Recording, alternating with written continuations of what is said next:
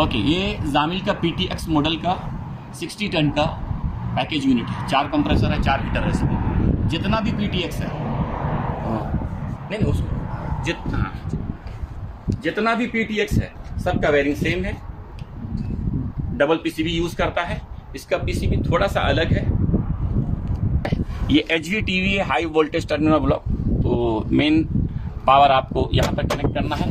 इसमें 3 फेज का इस्तेमाल किया है, न्यूट्रल लाइन का इस्तेमाल नहीं किया है। तो जब भी न्यूट्रल लाइन का इस्तेमाल नहीं करे तो कंफर्म ये हो गया या वो सिस्टम 220 का है या वो सिस्टम में ट्रांसफार्मर है इस सिस्टम में। लेकिन इसमें ट्रांसफार्मर नहीं है, पूरा देखिए कहीं पर ट्रांसफार्मर नहीं है। तो कंफर्म है कि ये सिस्टम हमारा 220 का है। नेम प्लेट में मेंशन भी है, नेम प्लेट में मेंशन भी है। लेकिन एक पहचान बता रहे, किसी भी पैकेज यूनिट में अगर ये आपका किसी भी पैकेज यूनिट में अगर 3 फेज को इंस्टॉल किया है, लगाया है, न्यूट्रल लाइन को नहीं लगाया है, तो ये समझ लीजिए या तो वो सिस्टम 220 का है, 220 का है।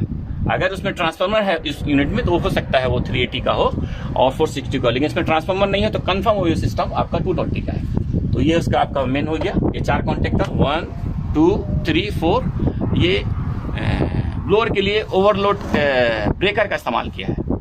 ओके, ब्लोअर के लिए। बाद में आपका 4 आप ऊपर में देखिए वो कॉन्टेक्टर है फैन के लिए। उससे पहले आपका वो ब्रेकर है। ब्रेकर कंडेंसर फैन मोटर का कॉन्टेक्टर का पावर दे रहा है। 2 ब्रेकर यूज किया है। ओके,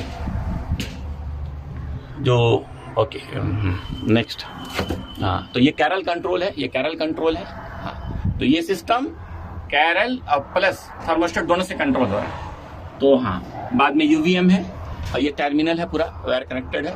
तो बहुत शॉर्ट में एक वीडियो बनाएंगे, थोड़ा शॉर्ट भी नहीं लेकिन हाँ बनाएंगे। और बाद में आपको दूसरे वीडियो में ईद के बाद थोड़ा सा तो अच्छा से उसको एक्सप्लेन करेंगे बाद। ओके, तो ये देखिए आप यहाँ पर RC G Y1 Y2 Y3 W1 W2 W3 W4 यानी कि RC24 G ब्लोअर के लिए, Y1 2 3 4 4 compressor, W1 W2 W3 W4 4 compressor के लिए। तो ये थर्मोस्टेट का टर्मिनल है, यानी थर्मोस्टेट का वायर आप यहाँ पर लाके आप कनेक्ट करेंगे यहाँ पर इस जगह पे। ओके, यहाँ पर नंबर देख लीजिए 15 17 G Y1 Y2 Y3 Y4 W1 W2 W3 W4। ये पूरा वायर लेके आपको यहाँ पर इंस्टॉल करना है फर्स्ट PCB में। तो आपको सबसे पहले अब यहाँ पर देखिए R था, R यहाँ 15 नंबर है। देखिए R आपका 15 नंबर है। R थर्मोस्टेट का जो टर्मिनल है, तो जिसमें लिखा रहता है थर्मोस्टेट टर्मिनल में LVTB low voltage terminal block. ये वायर उठा के आप सीधा यहाँ पर लगाइए PCB में फर्स्ट DI1 में 15 नंबर। ओके, ये आपका DI1 वहाँ लग गया। बाद में ये आपको 24 वोल्ट यहाँ चाहिए। इस PCB का जो ये पॉइंट है यहाँ पर देखिए वहाँ लिखा है G अगो, G में 17 और 15 नंबर डायरेक्ट ट्रांसफार्मर से देखिए यहाँ 15 है और 17 है, वो डायरेक्ट आपको यहाँ 24 देना होगा, यहाँ 24 देना होगा। ओके, ये आपका कनेक्ट हो गया। अब यहाँ से आपका जो सबसे पहले हम लोग इसमें जाएंगे, G में जाएंगे, G में जाएंगे। ये G है देखिए, यानी कि ये देखिए ये जो है आपका G वायर, ये उठा के आपको यहाँ लगाना PCB में। कहाँ पर लगेगा वहाँ लिखा भी है, एकदम इजीली एकदम साफ लिखा हुआ है DI10 में। तो DI10 में ब्लोअर का वायर यहाँ लगा दीजिए। ये इनपुट है, यानी ये इनपुट है। हाँ, आउटपुट उधर है ऊपर, ये इनपुट है। इनपुट में आप यहाँ पर G इसका वायर लगा दीजिए। अब हम लोग जाएंगे G के बगल में हमारा क्या है, तो अभी आपका G2 लग गया है। अब यहाँ पर आपका W1 W2 है, ठीक है। इस पर बात कर लेंगे, एक साथ वायर है ना इसलिए बात कर ले रहे हैं। तो W1 हीटर है, W2 हीटर है। ये देखिए यहाँ पर है W1 W2। ओके, सीधा आप ला के यहाँ पर DI8 और DI9 में लगा दीजिए।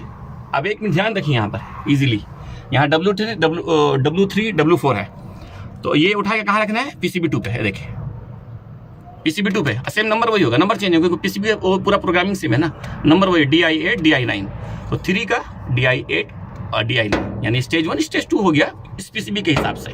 तो 4 हीटर है ना, तो एक PCB में दो कंप्रेसर 2 हीटर है। तो हीटर 1 DI8 और हीटर 2 DI9।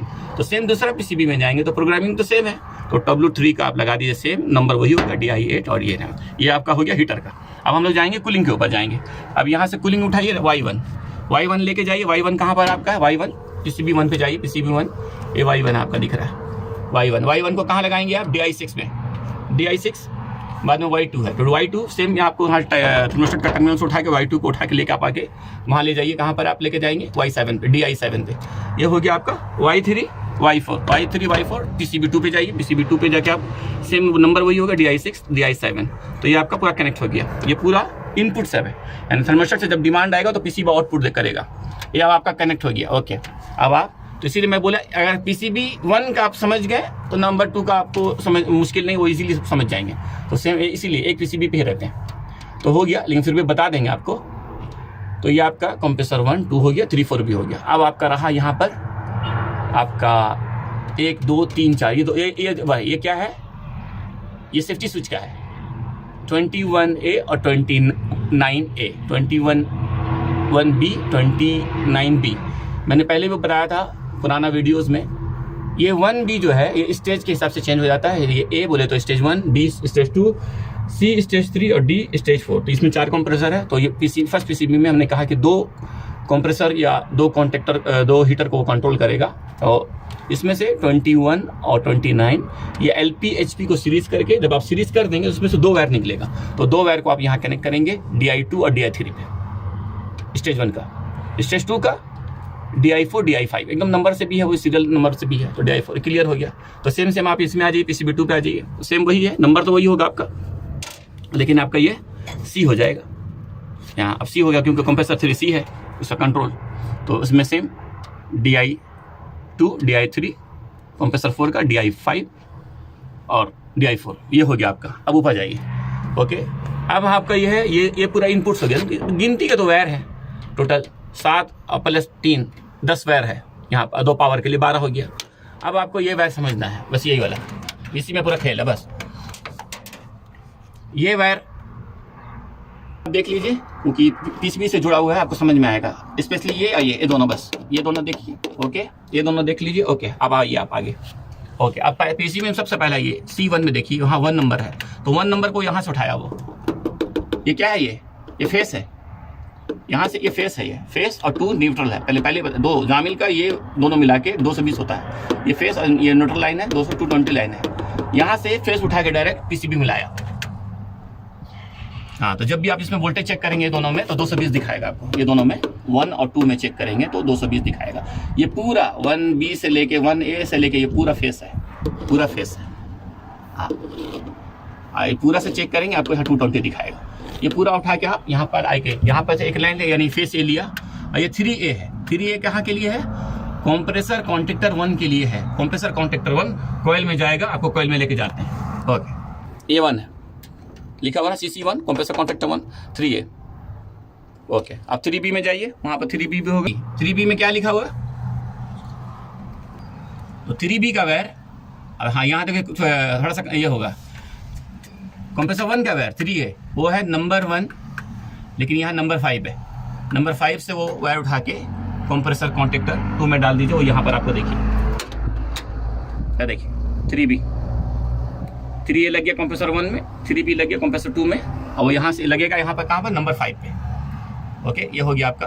अब आपका रहा क्या है, सोलेनॉइड वाल्व।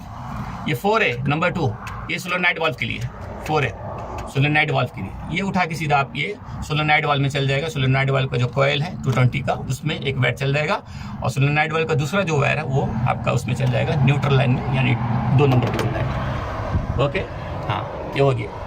अब रहा सोलेनॉइड वाल्व का तीसरा स्टेज 2 का वायर चाहिए। स्टेज 2 का वायर यहाँ देखिए N06 पे, N06 पे वो यहाँ से उठा के आप सीधा सोलेनॉइड 2 में चल जाएगा, स्टेज 2 का, स्टेज 2 का। तो ये सोलेनॉइड वाल्व का हो गया, ये कंप्रेसर 1 कंप्रेसर 2 सोलेनॉइड वाल्व 2 का हो गया। इसमें थोड़ा सा नीचे आ जाइए, दूसरा PCB में है, देखिए सेम यहाँ पर वही होगा, सेम वही है, सेम जैक नंबर 1 है और यहाँ 5 है। तो कंप्रेसर 3 जैक नंबर 1 पे लगाइए, कंप्रेसर आपका 4 नंबर 5 पे। सोलेनॉइड वाल्व का सेम है, सेम उसी जगह पे है, नंबर 2, और ये आपका नंबर 6 4D। हाँ, और इसका कलर भी है जामिल का, जो सोलेनॉइड में जामिल यूज़ करता है, ऑरेंज कलर का वायर सोलेनॉइड वाल्व के लिए जामिल यूज़ करता है। तो ये आपका हो गया। हाँ,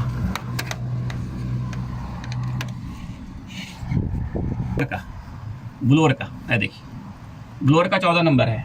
ब्लोअर का 14 नंबर को सीधा ला के कॉन्टेक्टर में जाके डाल दीजिए। ब्लोअर का डायरेक्ट कॉन्टेक्टर कॉइल में 14 नंबर, ये आपका 14 हो गया कॉन्टेक्टर कॉइल में। ओके, अब आपका इसमें से बच रहा क्या है, क्या बच रहा है इसमें से आप देखिए। ओके, अब आपसे बच रहा है 41A 41B, यहाँ पर 41A 41B 41A 41B आपका जो ये है, ये लॉकआउट के लिए है। यानी जब कंप्रेसर ट्रिप कर दिया तो इसमें आपको वोल्टेज दिखाएगा न्यूट्रल से, इसमें आपको 220 दिखाएगा। तो किसी को सिग्नल चाहिए, किसी को BMS के लिए सिग्नल चाहिए, PCB ट्रिप कर गया है तो बहुत सारा साइट पे लेते हैं, तो इसके लिए कंपनी ऑप्शन रखा है। अगर किसी को इस्तेमाल करना है तो जब ये ट्रिप कर जाएगा किसी वजह से, LP HP किसी वजह से भी, तो यहाँ पर आप जब न्यूट्रल से चेक करेंगे तो 220 दिखाएगा, जब ट्रिप नहीं करेगा तो नहीं दिखाएगा। तो ये उसके लिए 41A 41B ये स्टेज। तो ये आपका 41A कहाँ पर है, नंबर 3, और ये आपका नंबर 7, स्टेज 2 के लिए नंबर 7, स्टेज 1 के लिए नंबर 1, ये आपका हो गया है। यहाँ पर ये हीटर के लिए 29 और 30, ये हीटर कॉन्टेक्टर नंबर 11 आप यहाँ से लिखा हुआ है हीटर, ये 29 को हीटर कॉन्टेक्टर 1 में लगा दीजिए और 30 को हीटर कॉन्टेक्टर 2 में लगा दीजिए। 4 है तो यहाँ से देखिए वही सेम 29, यहाँ पर नंबर से A और B, इसमें क्योंकि यहाँ A भी नहीं रखा है, सिर्फ वो नंबर है, इसलिए यहाँ पर आप कंफ्यूज नहीं है। तो हीटर 1 में नंबर नहीं है, 2 में नंबर नहीं है, तो अब 3 में 29A किया और 30 में 4 में 30A किया। तो ये आपका चारों वायर हीटर कॉन्टेक्टर के कॉइल में लग गया। ये आपका एक तरफ बताया था पहले भी, फिर दोबारा, ये तो सब PCB से आ रहा है, PCB से 3A 3B 3C 3D 14, जितने भी वायर, हर कॉन्टेक्टर में जब कॉइल को 2 पॉइंट होते हैं ना, दो पावर चाहिए, तो आपका ये वायर PCB से आ रहा है तो डायरेक्ट न्यूट्रल लाइन चाहिए, तो ये न्यूट्रल लाइन है 2 नंबर, मैंने पहले बताया था आपको वहाँ पर भी।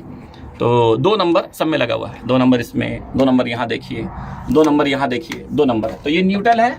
और ये PCB से जब आएगा तो इससे पता क्या चल रहा है, इससे पता ये चल रहा है जब ये न्यूट्रल है और ये 3 ये PCB से आ रहा है, तो PCB से जो वोल्टेज आएगा वो फेस आएगा आपको, फेस, तो दोनों में आपको 220 बताएगा। हाँ, दोनों में आपको 20 बताएगा, क्योंकि PCB से जो आउटपुट हो रहा है वो फेस है, 220 है, तो न्यूट्रल और फेस मिलके जब आपको 220 होगा, तो ये चेक करने के लिए आप यहाँ पर जब वो कॉन्टेक्टर एनर्जाइज होगा तो आपको यहाँ पर 220 दिखाएगा। तो ये तो 2 नंबर सब जितने भी कॉन्टेक्टर में आप 2 नंबर लगा दीजिए पहले कॉन्टेक्टर का वोल्टेज चेक करने के बाद कि 220 का कॉन्टेक्टर है या 24 वोल्ट है, तो पहले कंफर्म। लेकिन जामिल सब AC में 220 वोल्टेज का कॉन्टेक्टर यूज़ करता है, दूसरा नहीं करता है। तो यही एक छोटा सा सिंपल में बताएं हैं, इसको बाद में एक बड़ा वीडियो बनाएंगे। और नीचे जो वो सब्सक्राइब का बटन है ना, उसको हिट करो, जल्दी से करो।